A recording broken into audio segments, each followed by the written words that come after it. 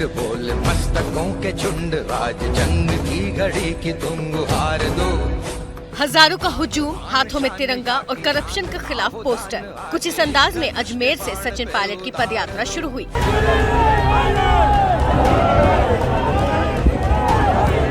पैदल सड़क पर उतरे सचिन के तेवर बगावती हैं। बगावती इसीलिए क्योंकि विरोध भले ही वसुंधरा का है, लेकिन निशाने पर अपनी ही सरकार के मुखिया अशोक गहलोत है।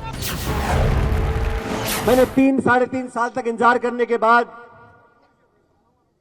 हमारी सरकार को, सम्मान्य मुख्यमंत्री जी को मैंने चिट्ठी लिखी। मैं 1.5 साल तक चिट्ठी लिखता रहा। चिट्ठी लिखी, दोबारा लिखी, याद दिलाया, आग्रह किया, आवेदन किया, लेकिन ना तो जवाब आया ना कार्रवाई हुई। साथियों, राजनीति में जबान की कीमत होती है।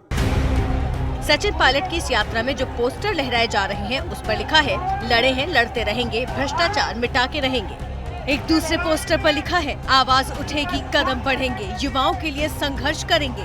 ये नारे और साथ चल रहे समर्थकों का जोश बता रहा है कि सचिन पायलट बगावत के रास्ते पर काफी आगे निकल चुके हैं। ये लड़ाई सिस्टम के खिलाफ है। ये पूरा का पूरा जो प्रदर्शन है ये खिलाफ है पूरे सिस्टम के, और इसी बात को कहकर सचिन पायलट निकल पड़े हैं पदयात्रा पर। इस वक्त हम देख सकते हैं सचिन पायलट अपने तमाम समर्थकों के साथ जयपुर की तरफ कूच कर चुके हैं, और ये जो अपार जनसमूह है ये इस बात का प्रतीक है कि सचिन अपनी बात को लेकर जनता के बीच पहुंचे हैं और जनता से इस पूरे मुद्दे को लेकर समर्थन चाहते हैं। आपके मन में सवाल होगा कि जब सचिन पायलट अपनी ही सरकार के खिलाफ बागी हैं, तो फिर कांग्रेस कार्रवाई क्यों नहीं कर रही? इस सवाल का जवाब समझने के लिए कुछ आंकड़ों को देखना जरूरी है। पहले राज्य की राजनीति के जातीय गणित को समझ लीजिए।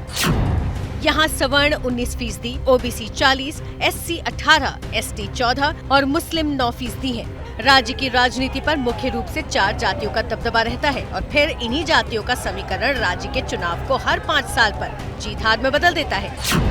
इसमें जाट 9%, मीणा 7%, राजपूत 6% और गुर्जर 5% हैं। ज्यादातर विधायक इन्हीं जातियों से जीत कर आते हैं, और अपने इलाके में यही जातियां जीत हार की ताकत रखती हैं। सचिन पायलट गुर्जर जाति से आते हैं।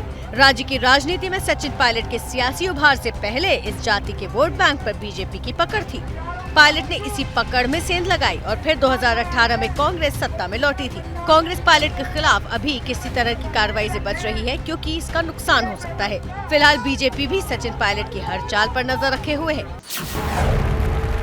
सामर्थ्यवान आदमी जिसके साथ में, जो मास लीडर है, हजारों लोग जिसके साथ में जुड़े हैं, वो अगर भारतीय जनता पार्टी की रीति नीति का में विश्वास करते हुए, भारतीय जनता पार्टी के नेतृत्व में आस्था व्यक्त करके भारतीय जनता पार्टी के साथ में जुड़े हैं, पार्टी को स्वागत, बाहें पसार करके उनका स्वागत करना चाहिए। क्योंकि गहलोत ने पिछले दिनों अपने बयान से वसुंधरा राजे को भी बीजेपी के अंदर संदिग्ध बना दिया। पीएम मोदी और वसुंधरा की केमिस्ट्री भी कल माउंट आबू के मंच पर कुछ खास नहीं दिखी। बीजेपी की कोशिश चुनावी साल में सचिन को अपने साथ लाने की हो सकती है। फिलहाल सचिन पायलट अपने कार्यक्रमों में नेहरू, इंदिरा और सोनिया की तस्वीर लगाकर कांग्रेस की गाड़ी खींच रहे हैं, लेकिन कब वो इसे रास्ते में रोककर उड़ान भर लेंगे, खुद उनको भी नहीं पता होगा। इसीलिए इंतजार कीजिए और देखते जाइए राजस्थान की राजनीति का रोमांचक दृश्य।